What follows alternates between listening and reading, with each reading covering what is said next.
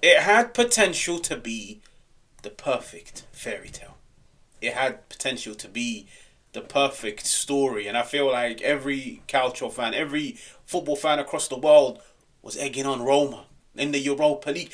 Everything about their season, from a team being in the trenches at the start of the season, from De Rossi to Juric to the recruitment, signing players that the manager doesn't want, signing players that only the board members want. It was a roller coaster of a start to Roma this season, and then the man, the icon, the legend, the godfather, Claudio Ranieri, comes out of retirement to Roma, steadies the ship, and starts to head them in the right direction. And I feel like what they've done in the Serie A, what they've done in the Europa League, this season, the way he's revamped that team in less than 3 months, it's impressive, but it comes to an end. It comes to an end to the hands of Athletic Bilbao. Athletic Bilbao 3, Roma 1, and as much as it pained me to see, the game was done within the first 10 minutes. As soon as Mats Hummels got sent off, the game was done. I looked at this Roma team. They're full of fight. They're full of spirit. They're full of belief. Claudio Ranieri, for me, is one of the best player motivators in the world. He's a manager, on top of the tactics that he brings, on top of the motivational attributes that he brings. The one thing that Claudio Ranieri has always been a specialist in bringing to any institution is that feel-good factor. He's a guy that walks in and just puts the players in the right place and tells them, go out and do what you do best. Don't worry, I trust you. And it's a shame. And I feel like the main talking point was the Mats Hummels sending off, whether it was a sending off or not. In my opinion, it was a red card. But I'm just a firm believer in. I understand it was a poor pass which was intercepted. The Bilbao player was in. He was through. If you don't make the challenge, he probably goes on to have a one-on-one and score.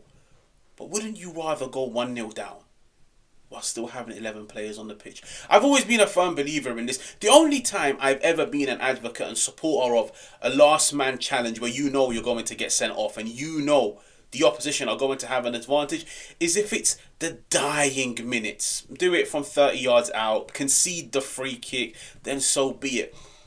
Making the challenge on the halfway line so early in the game, let the opposition score. And the funny thing is, there's no guarantee that they would have scored. I feel like the goalkeeper, Sivo, was having a he had a very good game. You never know. Trust your keeper. Trust your keeper to bail you out. And even if he doesn't bail you out and you go 1-0 down, trust the fact that you've still got 11 players on the pitch that can go man to man.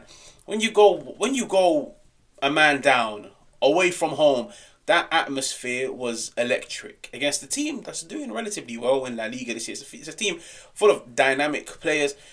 You've shot yourself in the foot. You've shot your teammates in the foot. You've shot your manager in the foot. And I was just sat telling myself, the only way Roma can somehow walk out of this with victory is if they somehow deploy the lowest of blocks and walk out with a 0-0. But let's just say that wasn't the case. Bilbao, they kept coming.